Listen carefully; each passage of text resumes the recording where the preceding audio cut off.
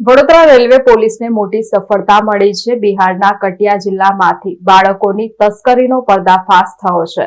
પોલીસે કુલ 11 બાળકોને ટ્રેનમાંથી રેસ્ક્યુ કર્યા હતા।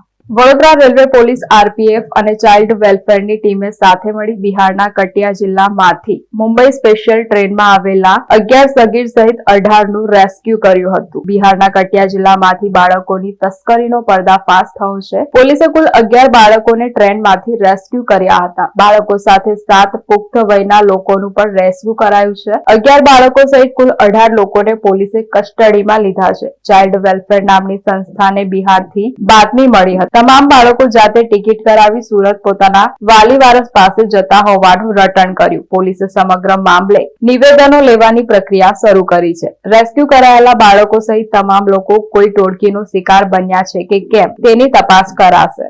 બિહારના જે કટિયા જિલ્લો છે ત્યાંથી મુંબઈ સ્પેશિયલ ટ્રેન આવેલી એની અંદર જે ચાઇલ્ડ વેલફેરની જે સંસ્થા છે એમને કોઈ બાતમી આપેલી કે ટોટલ 18 જેટલા બાળકો છે એની તસ્કરી કરવામાં આવેલ છે।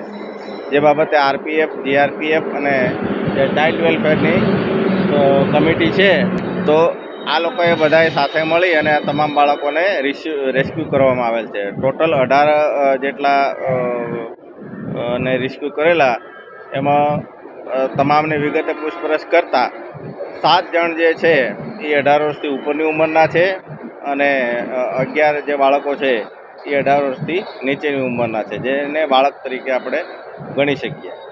આ તમામને અમે વિગતે પૂછપરછ કરી છે। પર્સનલી મેં એમને પૂછપરછ કરી છે। એમના જે સગાવાલા છે એ સુરત ખાતે રહે છે, અલગ અલગ પ્રકારના ધંધા અને મજૂરીથી કામ ત્યાં કરે છે। તો એ લોકોને એવું કેવું છે કે એમણે અમને બોલાવ્યા હતા એટલે અમે ત્યાં જઈએ છીએ। એ સિવાય એમને એવું પણ અમે પૂછ્યું છે કે તમને કોઈ ગેંગ લીડર કે કોઈ વ્યક્તિએ પરાણે અથવા તો બળજબરીથી તમને ટ્રેનમાં બેસાડ્યા છે કે કેમ, એ બાબતે પૂછપરછ કરતા એ લોકો જણાવે છે કે અમે અમારી રીતે 2 જણના ગ્રુપમાં અથવા 3 જણના ગ્રુપમાં બધાએ ટિકિટ કરાવી અને સુરત ખાતે જઈએ છીએ એવું જણાવેલ છે। આપણે આ સંસ્થાના આધારે આપણે પકડ્યા છે, સંસ્થાના મેસેજના આધારે જે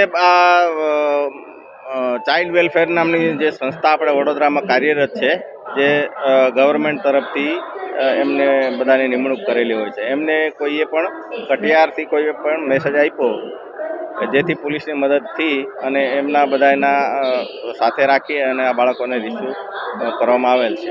અત્યારે અમે પ્રાથમિક પૂછપરછ કરેલ છે, એવો કોઈ ગુનાહિત ઇતિહાસ કે એવું કંઈક જણાયેલ નથી। તેમ છતાં આ તમામના અમે વિગતવારના સરનામા, એડ્રેસ અને પૂછપરછ કરીશું અને આગળની વિગત પછી જ ખબર પડશે કે જેથી અમે એને આગળ શું કાર્યવાહી કરવી છે તે ખબર પડી શકે।